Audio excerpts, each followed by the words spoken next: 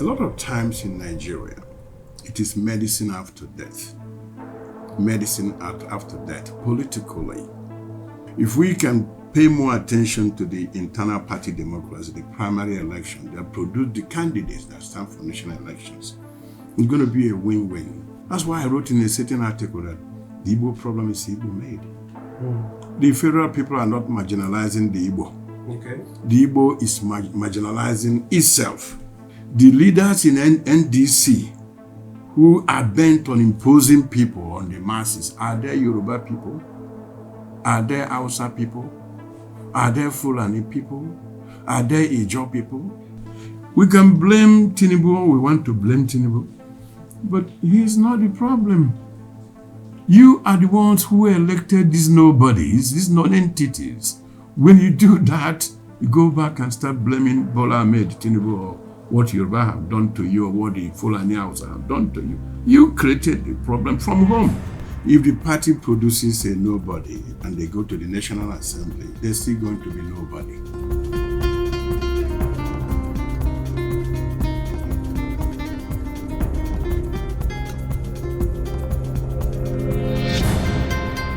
So welcome back to the Naija We Need, and the space where we don't just complain, but the space whereby we actually actively demand for inclusive governance, equal representation, and true social integrity amongst every Nigerian citizen in the country. And then right now, our nation is at a stand of a critical political moment at a crossroad, whereby we are going to be electing our new leaders on 2027 general election. And we are going to build the Nigeria of our dream, where we have to look closely at the grassroots and also look closely at the regional government. Now, today we are going to be diving deep into a topic that hits the very heart of the region development.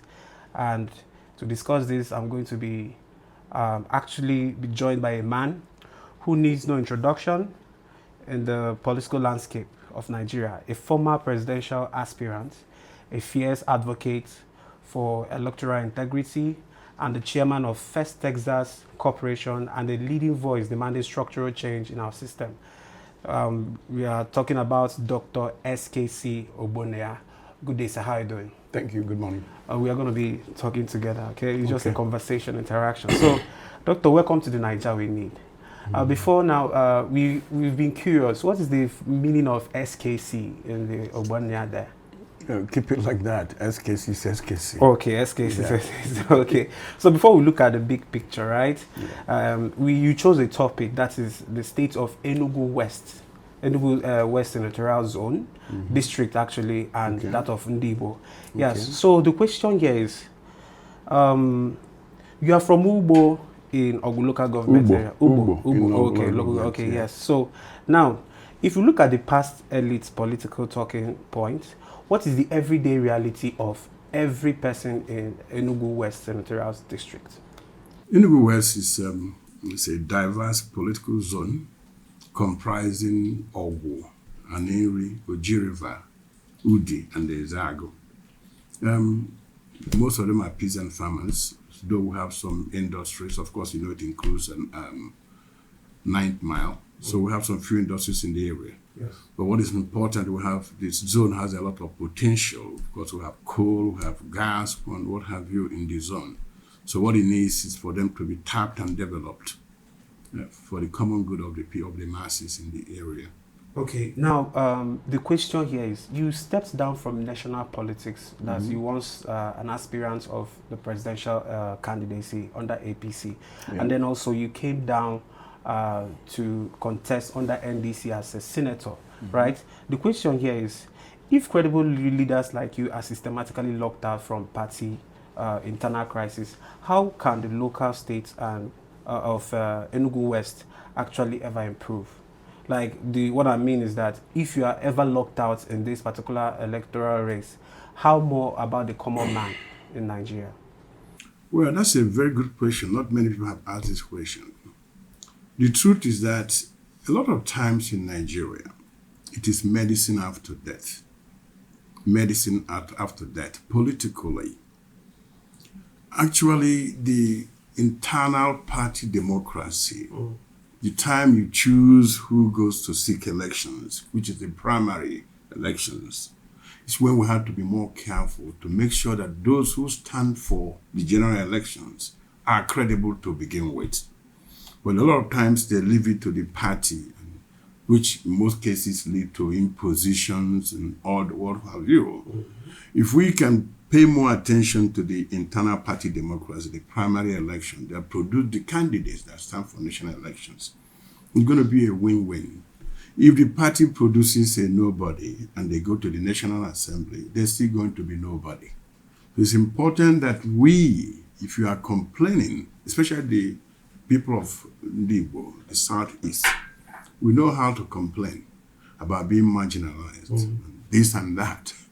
But actually, this is when the Igbo people are supposed to get together and make sure that the parties in the region are producing quality candidates who can go to National Assembly and defend the Igbo cause to ensure that the marginalization does not take place. And if things go the way they seem to be going, maybe you're surprised that the Igbo people, the Southeast, may not even produce competent people to the legislature like what is taking place now.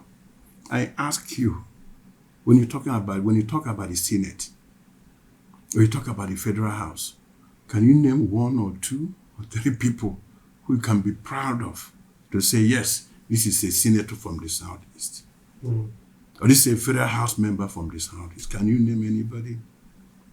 I'm probably too young to remember the time of the likes of Chinwubo Kadibo, the likes of Ken and Namani. These are the type of people that have emerged from the Southeast in the past. But today, go to the National Assembly, it's all about nothing but on your mandate we shall stand, or waiting for constituency projects to cater around. Primitive accumulation of wealth. Is it what is going to develop Ndigbo? Does that solve the problems of the district? Does that solve the problem of marginalization? So this is the time the Igbo should be looking inward to see, look, that's why I wrote in a certain article that the Igbo problem is Igbo made. Before the primaries began, that's when the Igbo would have met and said, political party A, political party B, political party C. These are the type of materials we want for that type of change. Not when they have nominated non-entities and they go to National Assembly, start crying, Igbo is being marginalized, Igbo is being marginalized. But you sent nobody to the National Assembly. Okay.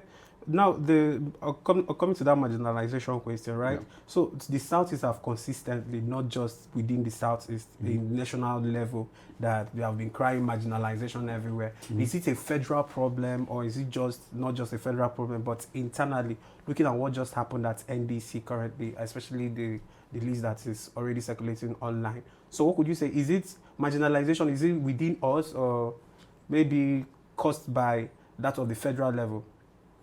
The federal people are not marginalizing the Igbo. The Igbo is marginalizing itself. We are marginalizing ourselves. Let me put it this way. The leaders in NDC who are bent on imposing people on the masses, are they Yoruba people? Are they Hausa people?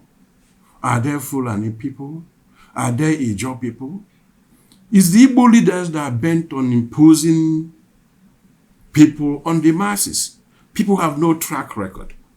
People have no background. People have no body of work to demonstrate why they belong in the Senate, why they belong in the Federal House, how they can become governors. If we look within and we know what these candidates are, we know what their preoccupations are, we know who they are from our respective communities, and you bring them up. You sell these tickets at the primary level. Then you go back to the National Assembly and say, we're being marginalized. No, if we send strong men to the center, vibrant Igbo people to the center, people who have authentic background, good pedigree to be proud of, when they come to the National Assembly, they will not be singing, on your mandate we shall stand. Okay. I like what your comments about on your mandate which I stand, but we are still going to get down to NDC internal crisis. Okay. Okay. Now let's clear this your Abacha model versus the Southeast politics, because you once made a publication that you said frequently warned that about Nigeria sliding into one party state system. Okay. Now looking at it coming up the general election coming up, right? Opposition actually is not, the coalition is very weak at this point, right? And it seems that APC have over 30 states out of the 36 states in the country. So as a leader and as an aspirant and somebody who envisioned Nigeria the way you want it to be, what could you say about everybody trying to become one party system in the country? It goes back to who you produce at the primary level. If you produce individual governors with good character, and when they get elected, they won't be jumping ship. They won't be jumping around. Did OT of Abia jump? No. Because you keep producing people with that you don't even know who the heck they are. So when it goes down to what appears to be a seemingly one-party state, because of the type of materials you threw into the National Assembly, that's why they are defecting. Because of the materials that you have at the government houses, that's why they are defecting. Some of them did not go to National Assembly for the cost of the common man. They went to the National Assembly for simply primitive accumulation of wealth. So that's what it's all about. So you, the younger people, got to be a little bit, you need to come up with some good game to start holding these leaders accountable. Like what happened in Enugu State here. They know who is who. Yes. But yet they choose to go to the wrong person. So when you go to the wrong person, people who you know they are not qualified to be where you are sending them to, then they can defect. And that's where we have what we currently have now, whereby you come to the National Assembly, it is more like a one-party state. We can blame Tinubu, we want to blame Tinubu, but he is not the problem. You are the ones who elected these nobodies, these non-entities. When you do that, you go back and start blaming Bola Ahmed Tinubu or what Yoruba have done to you or what the Fulani Hausa have done to you. You created a problem from home. I am not saying that there have not been areas where the Igbos are being marginalized since after the war. But we can overcome that by constructive politics within the region. Within the region. After all, if I may ask you, since after the war, what positions have Igbo not held beside the presidency? I think we've held almost all the position down to up to the vice presidential. We had the vice president before you guys were born. That was Alexei Women. But let's go back to about a few years ago, under the Jonathan administration, under the Obasanjo administration, under the Yar'Adua administration. We had it all. At a point, we had the Minister for Finance and coordinating minister for Konjiwala. We had Minister for Power in Baton Nigeria. We had Minister for Power, neighbor from Udi here, from my constituency. We had Minister for Petroleum, Diezani Madeke, yes, he's our wife. We had Minister for Aviation, Stella Odua. We had Ekweremadu for us, Deputy Senate President, who was in charge of all the constituency projects in the country. We also had Ihedion, her deputy speaker at the Federal House.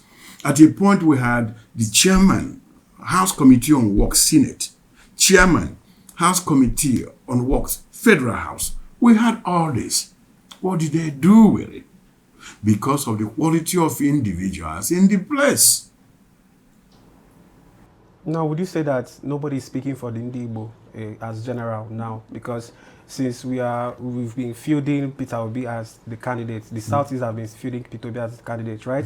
But it's still the same people from his kingsmen, like the likes of Kenneth Okonkwo, who used to be his ally, but now a very great enemy. He's already going throughout the press, the marketing that of the likes of Peter Obi, and then also individuals like Dave Umahi and other politicians would you say nobody is speaking for Ndigbo at current now? Well, I sometimes, when I hear this Kenneth Okonkwo thing, or Dave Umahi, or Chukuma Soludo, the guy from Anambra State, yes, he made a recent statement. You are making them to be who they're not. They have the right to express how they feel. In Yoruba land, the most harshest critics of Bola Ahmed Tinubu are Yoruba people. Is Rufai of Arise News an Igbo man? No. Or is he a Yoruba man? No. Is Dele Farasantio? Dele, I think it's very Farasotimi or something like that. Is he an Igbo man? Is Omoyele Sowore an Igbo man or Hausa man? They are Yoruba people. Actually, the harshest critics of Tinubu regime are the Yoruba. So let Kenneth Okonkwo be. Let David Umahi be. Let Soludo be. All we can do is let Igbo people who can speak for P2B rise up. Mm-hmm. I'm not going to come down here because maybe I don't like what Kenneth Okonkwo says, that I'm going to shut down freedom of expression or freedom of association or what have you.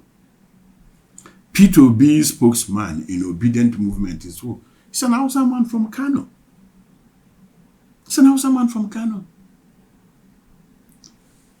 Atiku spokesman Paul Ibe is an Igbo man. So I don't want a situation where these Igbos are into this type of anxiety when they see another Igbo man criticizing another Igbo man. What's the big deal there? You should have right to criticize anybody who wants to criticize. I don't get boxed into these tribal lenses that people used to view politics. No, Kenneth Okonkwo has a right to criticize my brother P2B, just as I have the right to support him. Let me push in my support weight and let Kenneth Okonkwo push his disapproval weight at a point where they intersect or where they interject. That's politics. Mm. So please leave Kenneth Okonkwo alone. Okay, now let's come back to the main issue of the day, which is the NDC internal party crisis. Now, Dr. Ogbonnia, right? You are one of those major signatories that have a joint communique to, file an action, over 80% of you, and then you just trying to file an action concerning the malpractice and also the extortion, financial extortion allegedly happened at NDC. Can you tell us what really happened at that particular internal crisis? Well, this political season, I left trade in the United States and came down to this country. This is my 7th month in the country. Okay. I didn't come here for me, actually.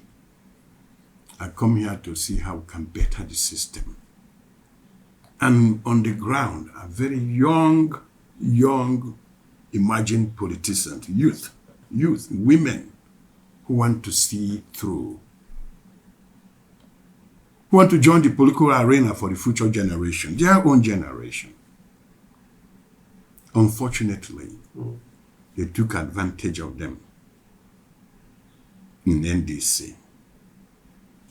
Make no mistake about it, nobody extorted any money from me because they know I will not. Okay. They know who I am. They didn't extort from me. They didn't plan, and they know they won't come close to me in trying to do that. But these young people, these young chaps, this new generation of politicians, they extorted them massively. And they have sent me all the receipts of this extortion. And people doing this are people we think they could be credible. I mean, people who appear credible out there. But and suddenly you're extorting these young boys and young girls. Then they're disillusioned in the art of politics.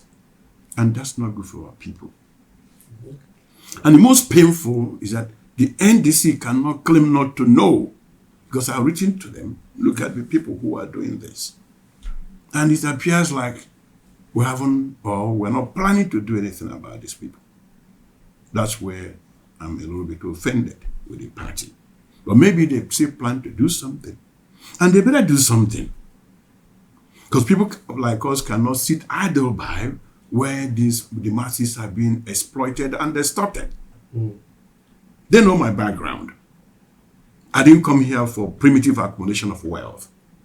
If I haven't made money at this age, well, I may never make money in my life. I came here to better the system so that Nigeria can be, so that our youth can stop migrating and rushing out of this country as if we. Do you know how many Nigerian youths are trapped in immigration jail? You see what's going on in South Africa? If we continue this way, no matter how much money you have, no matter how much asset you have in this country, your children will leave.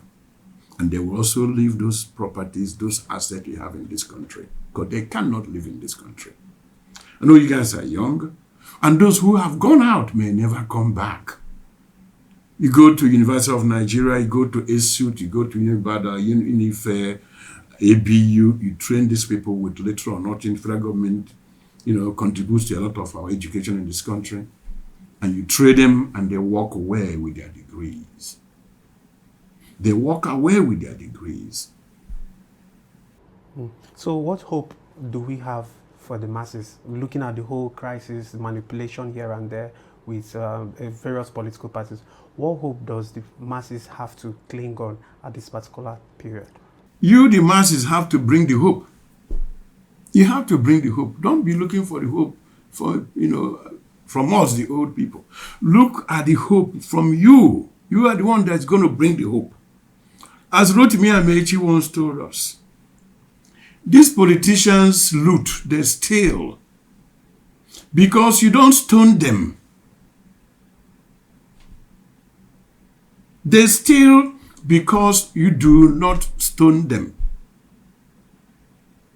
If you know that they're not doing the right thing, you challenge them through activism.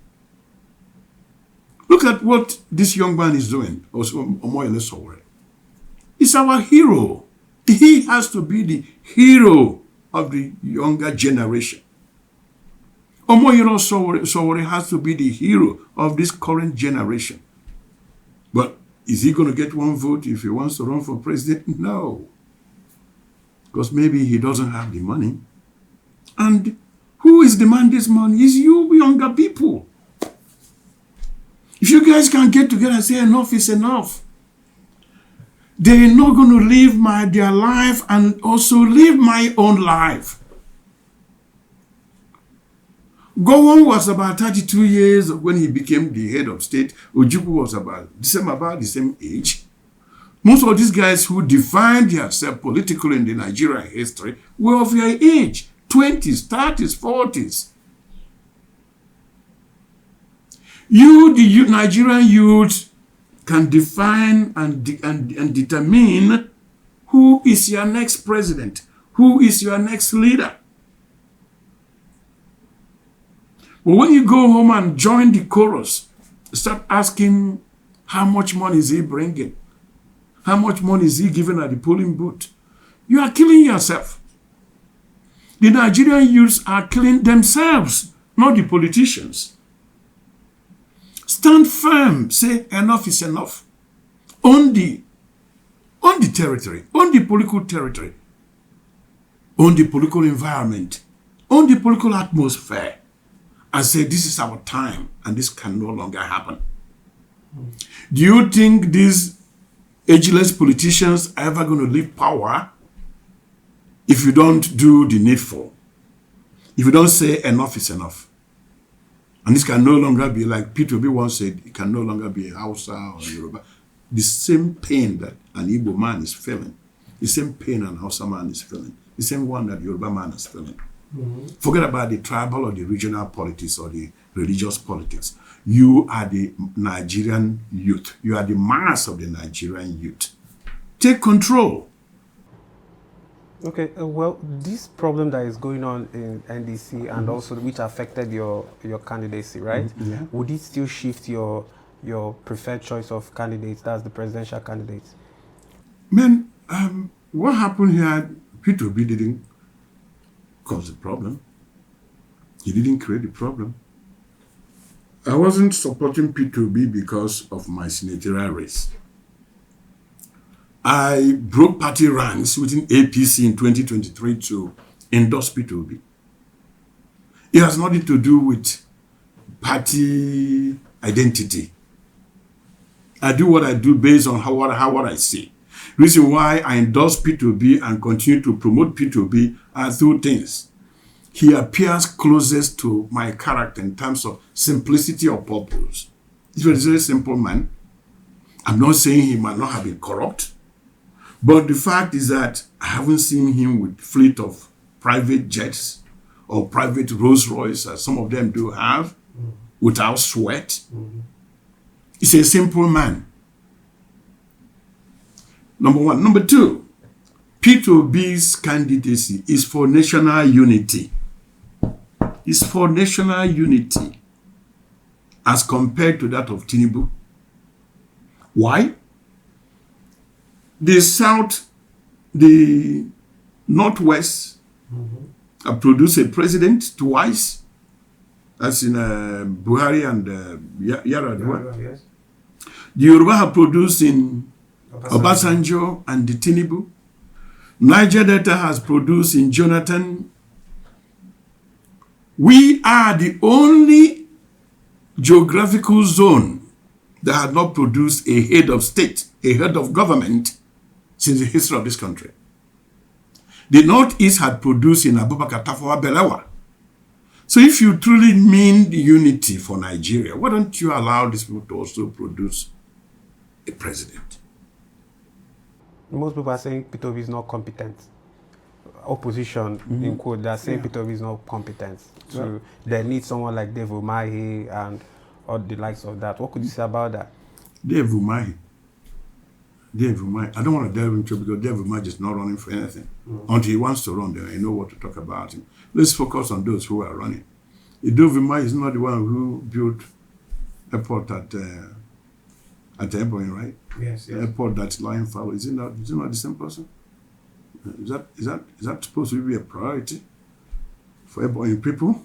For an international airport at Ebonyi? Are we thinking? An international airport at Ebonyi, is that supposed to be the priority of Ebonyi people? I mean, when Abakaliki is only 1 hour away from Enugu, does it make sense?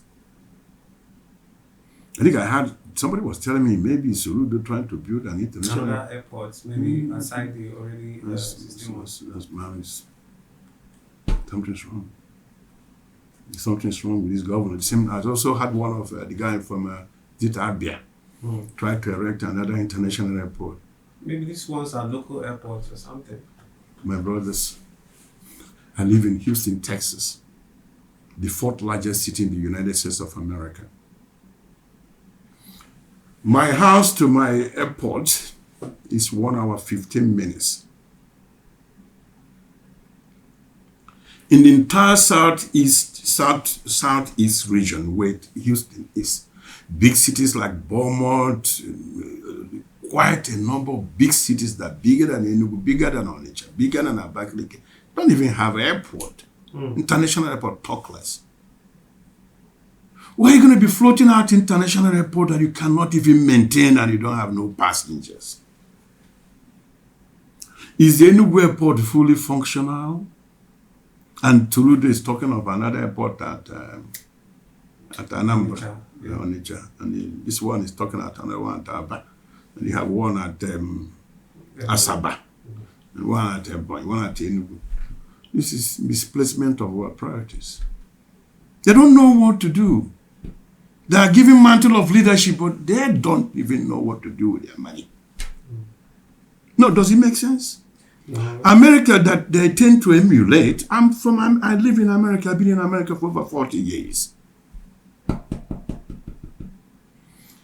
Joseph Biden was the last the last American president before Trump too. His state doesn't have any airport. That's Joe Biden. Yes. His state of Delaware does not have what? Any airport. You get it? I can name many states in America that don't have a port at all. They drive to their cities from the closest airport. Okay, so what could be the problem with Nigeria from your experiences outside there in the United States? The Nigerian problem is basically what I said in a recent interview: Nigerians do not know their problems. That's the Nigerian problem. If they know their problem, we will not be where we are now. So what could be their problem? Again, the Nigerian problem is not lack of natural resources. We have a lot of that, correct? Yes. The Nigerian problem is not lack of human resources. We have it in quantum. We have it in abundance. Yes. The Nigerian problem is not lack of the good policies. We have one of the finest policies articulated by vibrant intellectuals. So the Nigerian problem is none of these. And it's not even lack of airports either. Mm-hmm. The point and the problem is lack of leaders with the political will, with the willpower to influence the implementation of the existing policies. That is our problem. You know this Ndigbo Onitsha Road, Ndigbo Paracut Road. Yes. If you go to the design stage, you find that they met international standard at design. But when it's in time for implementation, what happens? They pour some coal on top of the road. They won't even, within 2 months. Roads are there. But if you do the right thing, if you implement the way it was designed, in line with the policy, you won't have a problem. But we haven't had leaders who, with the willpower, who can say, you know what, this is how this road is supposed to be, in line with the policy. Let's implement it accordingly. By the way, Dave Umahi is not doing a bad job on the roads. I must give kudos to that. Yes. The roads that Dave Umahi is doing, those roads that he's doing, they look good. So, like, name one area. Is it the educational sector? If you go to the educational policies over the years, they're very beautiful policies. But the fact of the matter is, no leader cares to implement them. None. They keep changing names of these policies, but all the same policies. Okay. So, honestly, we have actually gone beyond our time. So, but the last question we normally ask our first guest is, what kind of Nigeria do you need? Looking at the experiences we had over 40 years in the United States of America and coming down to Nigeria, what kind of Nigeria do you need for every citizen? Keep it simple. Understand that you're not going to eat more than maybe all you need is about 3 square meals, live in one house, ride 1 or 2 vehicles. Encourage to see whether the future of the younger generation is better than yours. To see that the future of the younger generation shines better than yours. That's all we need. Thank you so much, sir. Is there any other thing you need to that we didn't cover right now? Because we're definitely going to come back again. But concerning this state of Enugu West Senatorial District and that of Ndigbo, is there any other comments you would like to make? Well, the only thing I have to say is that the Igbos must all come home and think deep, think inwardly and see how things are going wrong. Where they have to invest in politics. The Igbo people have to invest in politics and the art of politics so we can produce the desired type of candidates at the National Assembly, at the governorship houses. Don't throw it out to some of these money bags or crooks who occupy the political landscape. Okay, thank you so much, Dr. SKC Ogbonnia, for giving us this wonderful time. We really appreciate this in the Naija We Need. Thank you so much, sir, and God bless you. Thank you.